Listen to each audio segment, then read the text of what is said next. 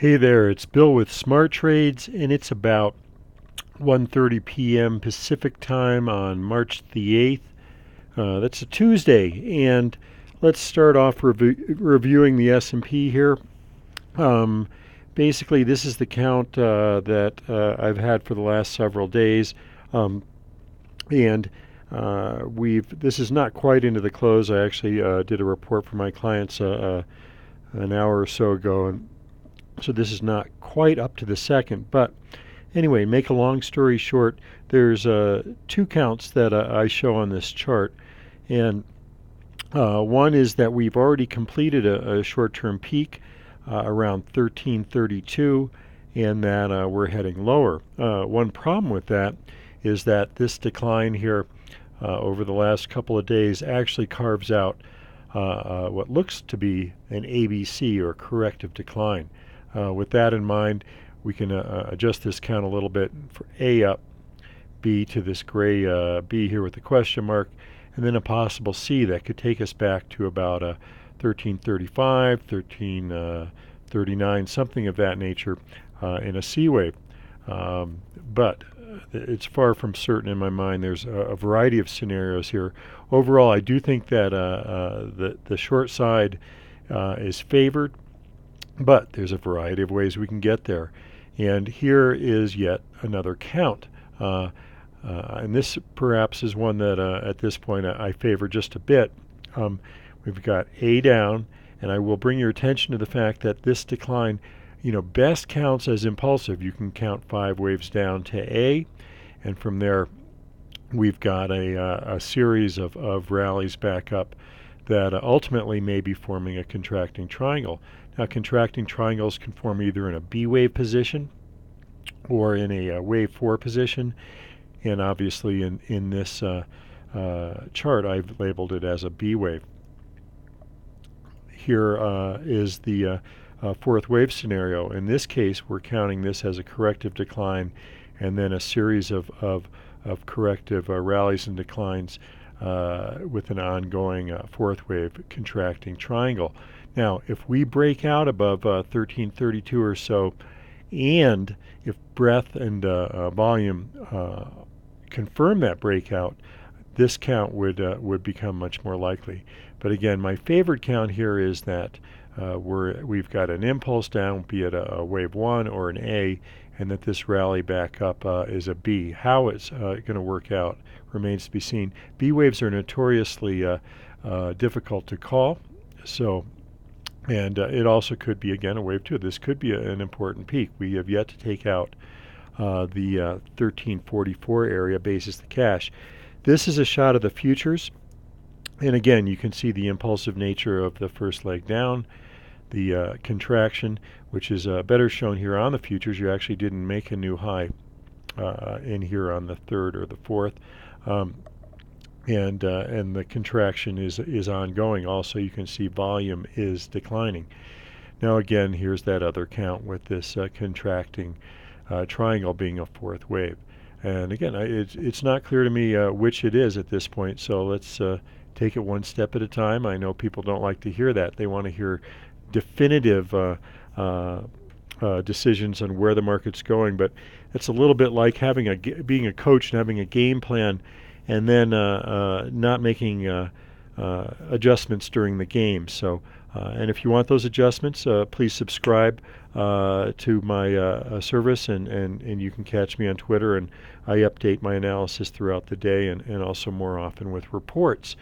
Here's the Dow. Now the Dow, again, we can label this either 1 or A down, and from there, this looks cleaner as an ABC back up.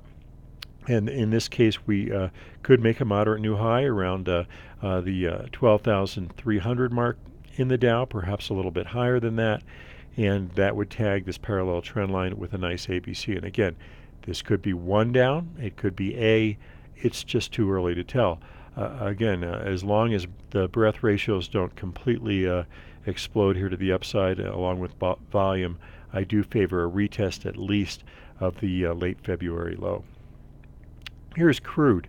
This chart's more or less up to date, and I've kind of drawn this triangle in here. It's a bit of an ugly triangle, and in fact my trend lines are a bit off. I do apologize for that.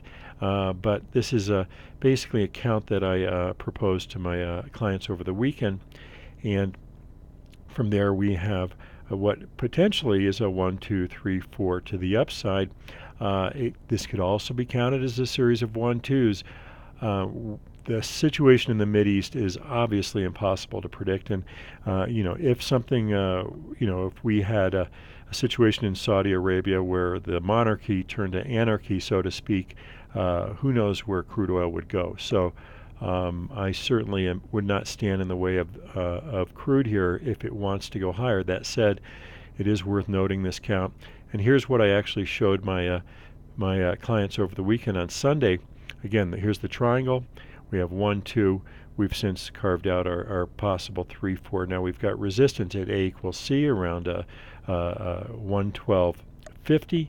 And then we've got 1.272. That's the inverse of 78%.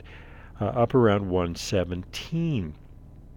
Here's the longer term picture of crude. That 117 area is interesting because that's also the top of the long-term channel on the monthly charts going back several years. That's drawn using parallels to these lows.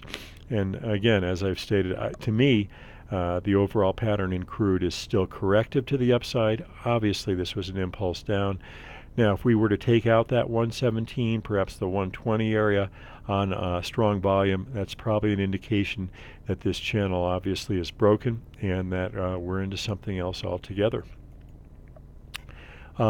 Just a quick update on the bonds. I think that we perhaps could drop back to about 117.5. The count is not perfectly clear here, but you have a bit of an impulse up, a smaller impulse, and then a corrective sideways to up rally off this, and that indicates to me the probability that this is a up, a little ABC that'll take us back down again to about 117.5. The dollar, we were looking for a possible bottom in the dollar, top in the euro. We got that, at least on the short term. We'll see how it works out. Here's the somewhat longer term chart, the daily chart, and you can count here.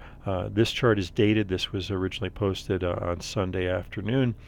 And again, here's 1, ABC 2, 3, ABC 4, and then a fifth wave down. 1 and 5 were very close to equality where 5 bottomed. And here's the trend line that comes in actually from the long-term monthly chart.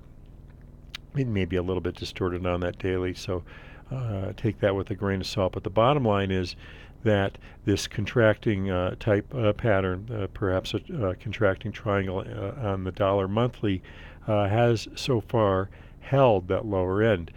We'll see how it goes. What I would look for here on the short term is perhaps a completed 5 waves up and then a corrective decline that makes a higher low. That would be at least a bit of a confirmation that indeed the dollar has put in a bottom. Here is the euro, and again you have that inverse relationship to the dollar and what looks like an impulse turn to the downside for the euro off of its high. And finally, gold. Gold best counts, I think, as an impulse to the upside, but it's nearing termination. I would also be cautious with gold here because of the politics of the Mideast right now and the uncertainty there. But this short-term count, I think, best counts as a 1, 2, 3.